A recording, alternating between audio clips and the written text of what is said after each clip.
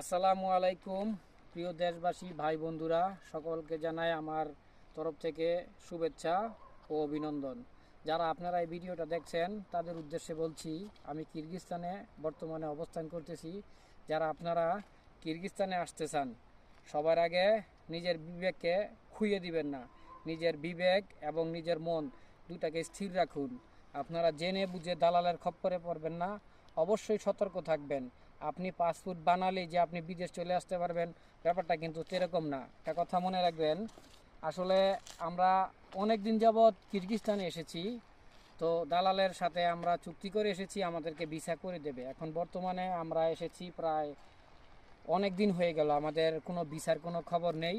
কিন্তু আসলে দেখেন, আমরা কিন্তু দালালকে বিশ্বাস করে এসেছি। এখন বর্তমানে অনেক লোক শুনতেছি আমাদের ভাই ব্রাদার কিরগিজস্তানের জন্য বই জমা দিয়েছে, কিন্তু যারা বই জমা দিচ্ছেন, খবরদার আপনারা কেউ জেনে বুঝে এই শয়তানদের খপ্পরে পড়বেন না। বর্তমানে কিরগিজস্তানে ভিসা বন্ধ আছে অনির্দিষ্টকালের জন্য, ভিসা না খোলা পর্যন্ত কিন্তু আপনারা ভিসা পাচ্ছেন না। আর যদিও কিছু সংখ্যক লোক আগে থাকতেই হয়তো আপনার ভিসা করে আছে, করানো আছে, সেই ভিসা দিয়ে তারা এই দেশে আসতেছে, কিন্তু বর্তমানে ভিসা বন্ধ। ভিসা খুলবে, অবশ্যই খুলবে।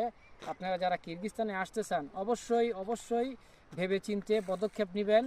কারণ কিরগিজস্তান হোক বা বিশ্বের যে কোনো রাষ্ট্রই হোক, আপনারা যখন যাবেন, দালালের যদি খপ্পরে পড়ে যান, অবশ্যই বিপদে পড়বেন। তো সেক্ষেত্রে আমার হিসাবে আপনারা জেনে বুঝেই বই জমা দেন।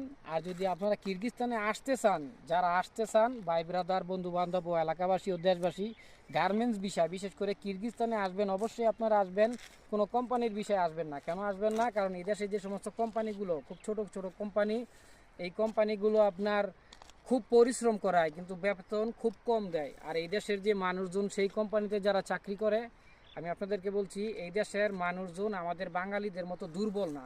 তারা অনেকটাই স্বাস্থ্যবান এবং অনেক শক্তিশালী। তারা আমাদের তুলনায় 10 গুণ বেশি কাজ করতে পারে। তা সেই জায়গায় যদি আমি আপনি আসি, কনস্ট্রাকশন বলেন, কোম্পানির ওয়ার্কার বলেন, সাধারণ লেবার বলেন, পারবেন না তাদের সাথে। অতএব আমরা পারবো না। আমরা শুধু এটাই পারবো, এখানে তৈরি পোশাক শিল্পে, আমরা গার্মেন্টস সেক্টরে আমরা এসেছি। যদি বাংলাদেশ থেকে কোনো ভাই ব্রাদার আসতে চান, যদি চাকরি করার বা কাজের উদ্দেশ্যে আছেন, অবশ্যই আপনারা গার্মেন্টস সেক্টরে আসবেন। কোনো কোম্পানির প্রলোভনে পড়বেন না। কোনো কোম্পানির জব এই দেশে হয়, কিন্তু আপনি টিকতে পারবেন না, ঠিক আছে?